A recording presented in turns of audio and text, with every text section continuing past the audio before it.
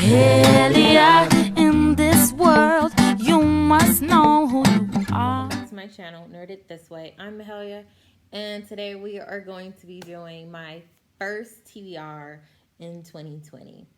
Okay, so just to start this off, I will insert the clip from last night. I had my husband pick the prompts for this month, and so it is the 2nd, and I will be recording on the 3rd, my January TBR, but James is going to pick the 4 prompts.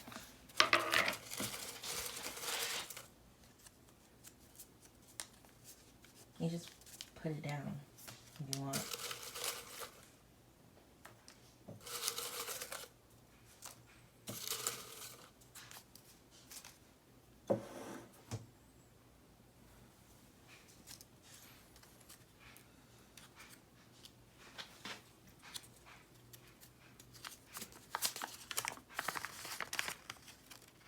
Okay. Romance arc.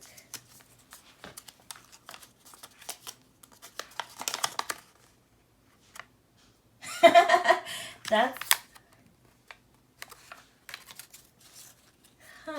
But I have a romance arc, so should I...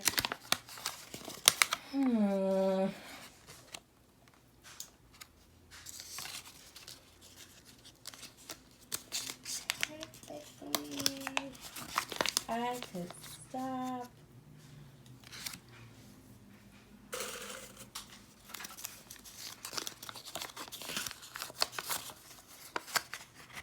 A book by a photo. Now you have to get up and pick a book by a photo. This is pretty intense. I didn't expect it.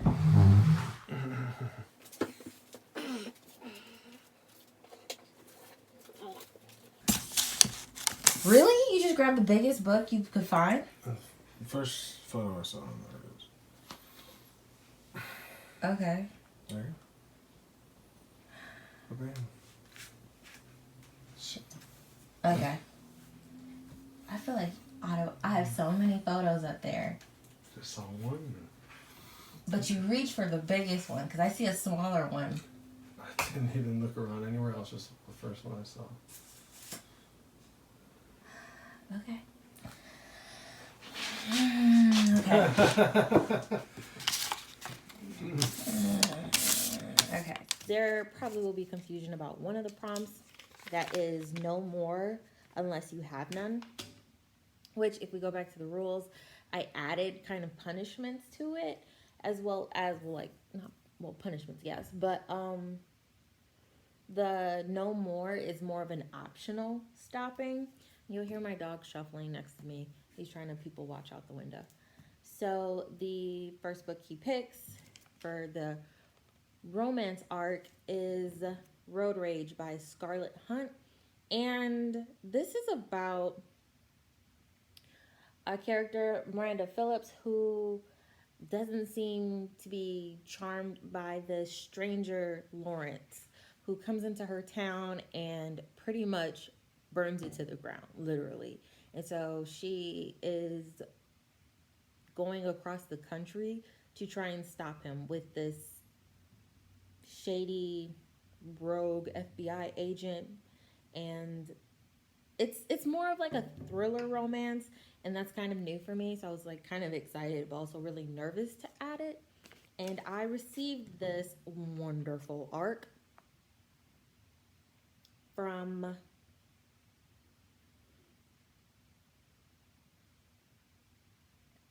Good Ink on NetGalley, so I'm really appreciative. And so the next prompt I think he pulled was no more unless you have none, or that you like, okay, so, or no more unless you have none, and the none actually means no books prior to this TBR. So I did not finish my December TBR. I'm like still kind of working on it, so I'm just gonna have a rollover, which is kind of a punishment depending on how many book prompts I have, you know, for the current month. So I am still working on The Wizard's Dog, and I started the 7 Blades in Black by Sam Sykes, which is really good. But December was really kind of crazy because I was going with finals. I had the holidays. It was pretty hectic. So I'm kind of giving myself a break on the whole like punishment and TBR thing. So yeah, and as you know from the clip that I will insert, my husband picked up John Brown's Servant of the Dark God. I picked this up a long time ago, but it's okay, I'm gonna read it. A classic heroic saga dealing with the bedrock issues of good and evil and identity. These are classic themes because they matter, and Brown makes them matter both to his young protagonist and the reader.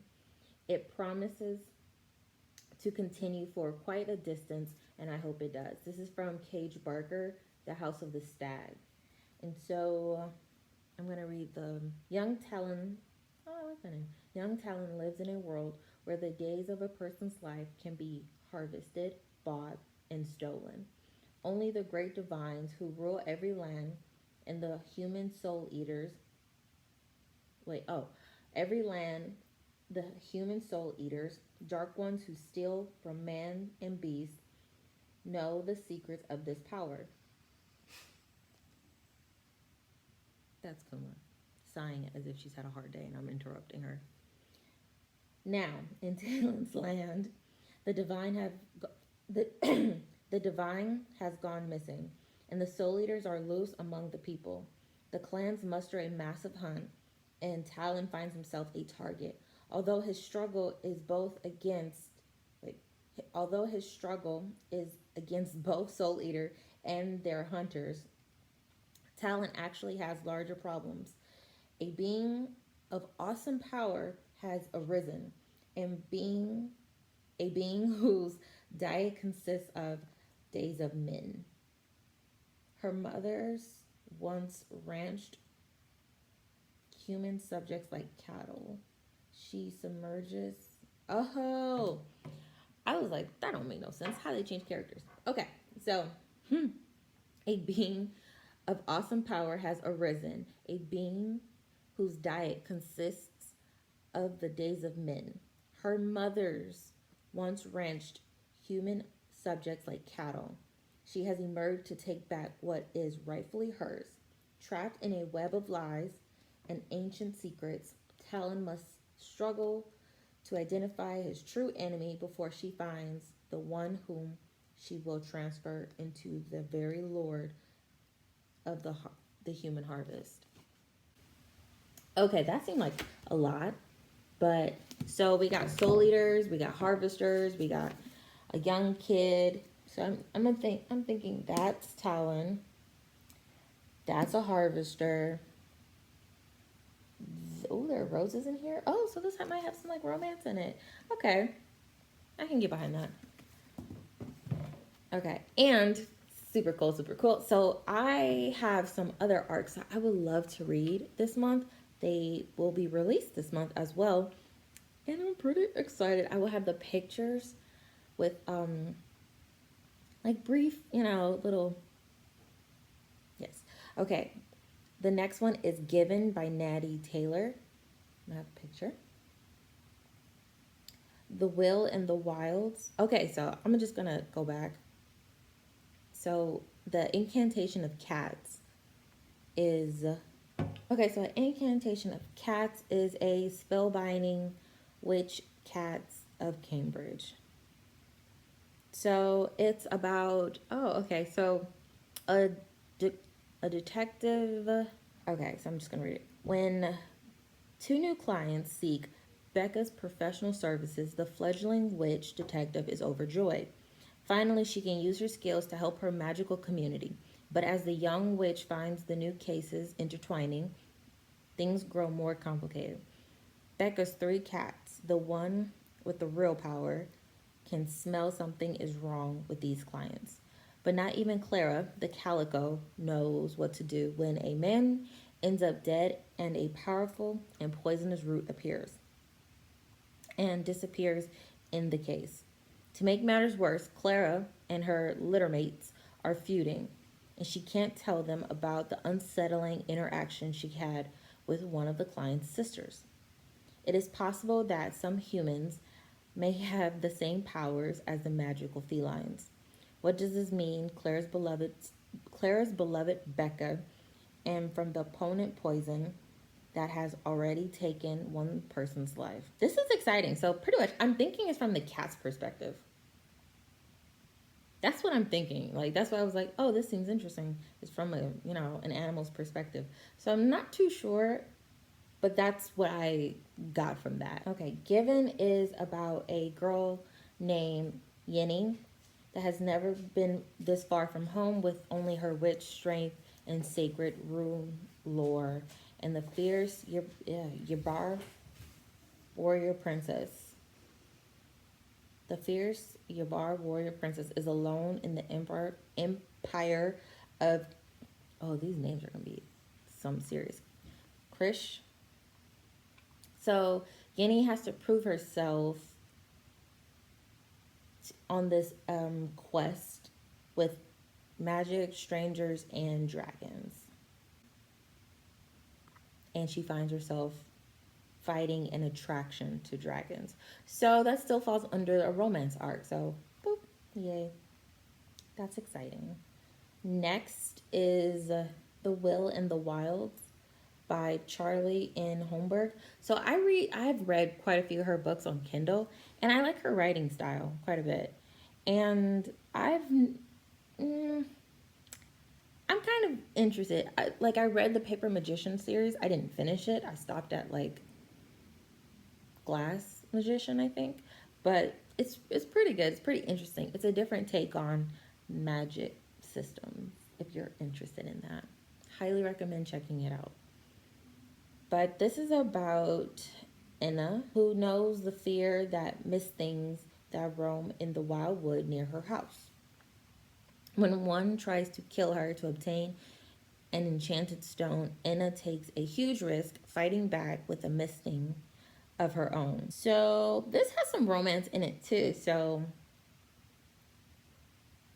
I guess the misting she fights with ends up being bound to her, which seems like a enemies to lovers trope kind of thing. I like that trope. I don't, that's a pretty good trope. Okay, next I have Saving Savannah by Tonya Bolden. And this, I've been kind of looking forward to it. It's YA, and I know if you follow me on Twitter, I was like, I'm trying to stay away from YA this year, except like really good ones. But this was one of my anticipated January releases, and for some reason I just could not, well, not for some reason, because of school and life and the way everything has been set up, I just couldn't get to it. But I'm going to get to it this month. And I will have the list of the publishers down below if I don't say them, because I am trying to get better at doing acknowledgments to companies and authors and booktubers who are allowing me to read arcs, to do their tags, to talk about them, all of the above. So I guess this is a coming to age story in the early 1900s. Okay, so it seems to be around the integration of Black kids going to white only schools, and how she survives in that environment. Yeah, this is probably going to be a very, very crazy book, and I'm looking forward to it. I wanted to read this for February, but I have a long list of books that I already plan to read in February because I'm trying to be organized with my life. Okay, the next book. This is the last book. Whew, okay, and this, not to be like, whew, almost done, but yes, Glooms Fight by Andy Clarke. This was given to me by Black Library Publishing, Games Workshop. And this is it says a twisted and disturbing tale of the grot of the mortal realm. Strap in. This is going to be a wild ride. So I don't really know anything about this, but So it says, in the dark corners of the mortal realm, the mysterious Gloomspite gets go to war, following the trail of their abominable deity. Nowhere is beyond the sight of the bad moon, not even those places under Sigmar's protection, like the city of Draconium, sweltering beneath the scalding rain of, oh, these names, Aquash. Ooh, that's hard. In the boiling pot of tension, the regent pays to Sigmar for guidance, while Captain Helena Morthen puts out fire. It seems like it has a lot going on. So it is pretty much about stopping goblins from the mortal realm from taking over. I'm feeling very much like the anime / manga Goblin Slayer, except hopefully this is more chill than that show. If you haven't seen it, I would suggest watching it. But there's a lot of trigger warnings for kidnap, rape, abuse, torture. It's pretty intense. Like the first episode kind of just like takes you on the ride, and it's pretty crazy. So that is my TBR. Most of them are arcs, which I'm pretty excited, and I have 3 physical books because I didn't finish them in December. I'm still trying to figure out different consequences for not reading a book that I have on a TBR, or not completing a prompt. So if you have any suggestions, please put them down below. I would appreciate it if you did that. I'm trying to find my camera because there, I think it's there. It's weird talking to like my tablet because I'm in the front room watching a documentary and taking some time off since I am finished with finals, and I need a breather before I start reading again. And yeah, so I hope you guys have a great weekend. It's Friday. I didn't even think about that. So I hope you guys have a great weekend, and I would appreciate it if you hit that subscribe button and the bell for notifications. You don't have to click the bell, nor do you have to subscribe. I would just appreciate it if you subscribe to my channel because you like me and my content. Well, with that, bye.